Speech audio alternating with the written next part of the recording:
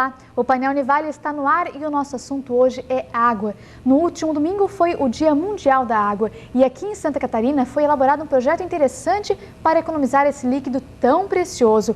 O objetivo é reduzir 30% do consumo de água em frigoríficos e quem vai explicar esse projeto para a gente é o engenheiro responsável por ele, Jamur Gerloff. Jamur, muito obrigada pela presença aqui no Painel Univale. Fico agradecido pela oportunidade. Vamos começar então pelo início, né? Vamos dizer assim, para a gente entender o seu projeto, eu gostaria que antes o senhor explicasse, por favor, aonde, em qual parte do processamento do frango a água é utilizada em um frigorífico. Dentro do processo do frigorífico, a gente tem a parte da remoção das penas, as vísceras, então pronto, as carcaças vamos dizer, já vão para essa fase desprovidas de qualquer contaminação. Tá, né? E aí se leva elas a um banho porque o frango, quando ele entra no processo, está a 40 graus. E quando você vai fazer o corte da carcaça, você já vai trabalhar a 8 graus, para tentar manter assim a higiene, né? Quanto mais baixa a temperatura, ou vamos dizer assim, a segurança alimentar é mais garantida, né? Então você tem que garantir que a higiene é mais tranquila, né? Não vai haver nenhuma transmissão de nenhuma doença na parte, vamos dizer assim, de uma ave que esteja doente e tal, né? É água fria então que é utilizada? Sim, se usa água fria e gelo, né? Então dizer assim, existe um tanque, né? E esse tanque ele é grande, né? E você vai adicionando e removendo água intermitentemente, sem parar, né? Você vai jogando água e gelo e os frangos vão entrando assim, carcaças, né? Permanentemente numa carga contínua de água. Então, se você visita esse processo, você vai observar assim uma quantidade muito grande de água indo para fora. E a água não está, vamos dizer assim, visualmente carregada de sujidades, né? Ela chega a ser quase semi-transparente. Mas a carga microbiana é que preocupa, né, o Ministério da Agricultura, e eles têm assim um trabalho assim exemplar para poder garantir, vamos dizer assim, a condição de higiene dessa água, né? E o trabalho, vamos dizer, está focado nessa descarga dessa água, né? Pegar essa água, tratar ela a ponto de reintegrar no processo, né? Geralmente essa água ela é mineral, é da rede mesmo? Que tipo de água é utilizada normalmente? Existe uma normativa, né, do Ministério da Agricultura que pronto, define todo o padrão de potabilidade, né? Essa água praticamente é própria para beber, né? A pessoa pode ir lá, pegar um copo, beber essa água com tranquilidade, porque ela é garantida dentro de uma inspeção, né? E você tem que mostrar isso para o Ministério da Agricultura, né? Os frigoríficos hoje têm esse trabalho já dentro de uma rotina do frigorífico, né? E como é que funciona essa sua proposta de economizar a água dentro do frigorífico? Ela passa por um tratamento que, vamos dizer assim, elimina partículas, porque nessa água vai ter pedaços de carne, alguma sempre desprende, né? Você tem, no próprio esquartejamento das carnes, solta alguns pedaços, né? Existe uma contaminação natural microbiológica, né? Mas, claro, o frigorífico usa muito cloro nessa água, né? Isso para acabar com qualquer presença microbiana, por orientação do Ministério da Agricultura, né? Eu capto essa água aí, jogo ela numa peneira bastante fina, né? Faço um processo de flotação. Aí, na sequência, tento desmineralizar um pouco essa água pela presença de sais aí, que é natural do sistema, né? Jogo isso num sistema de degerminação, a gente chama assim, a eliminação de microbiologia físico, né? Que daí não gera nenhum complexo tóxico, né?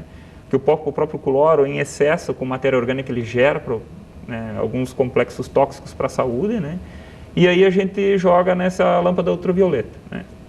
Fazendo isso, pode-se jogar tranquilamente para o processo, né? Eu entendo pouco de tratamento de água, mas pelas expressões que o senhor falou, parece que é um tratamento de água mais ou menos como aquele que a água passa antes de chegar na nossa casa. É mais ou menos isso? Ele é um pouco mais exigente, né? Ele é próximo a isso, um pouco mais exigente. Mas é melhor ainda? É melhor, porque assim, a água que a gente usa na nossa casa, ela, quando vem da natureza, ela não tem uma carga de gordura, né? Isso é uma coisa que no frigorífico existe nessa descarga, né? Quando você joga essa água desse processo para fora, existe uma presença de gordura. E isso é diferente dessa água, só isso. O restante é praticamente idêntico, né? Mas essa água que foi tratada, ela vai voltar em outro processo novamente nas mesmas aves ou ela já vai lavar novas aves? A ideia é o ciclo fechado, reintroduzir no próprio processo de resfriamento da carcaça, né? Porque, querendo ou não, você dissolve alguma coisa da carne, sangue, né, gorduras, isso aí, pronto, é uma carga pequena, tá? Se a gente considerar outras cargas que o frigorífico tem, né? E o pessoal tem jogado fora. É uma água que para já a gente faz muita falta na competição de todo mundo, né? Tem toda a região onde um frigorífico está próximo, tem competição por água, né? falar hoje em agricultura, quem fala em arroz sabe que o arroz está associado à falta da água. A pessoa hoje está pagando mais caro em cima disso, né? A sua proposta é a redução de 30%, né? O senhor calcula. Se essa água vai ser reutilizada, como é que você chega a esse percentual? Não seria... Porque se a gente olhar superficialmente, parece que toda a água que saiu vai ser reutilizada, então seria 50% de economia. Exatamente. A ideia é essa. Toda a água do processo de resfriamento de carcaça, né, a água da carcaça de frango, aí, a ideia é reintroduzir completamente no processo, não descartar nada.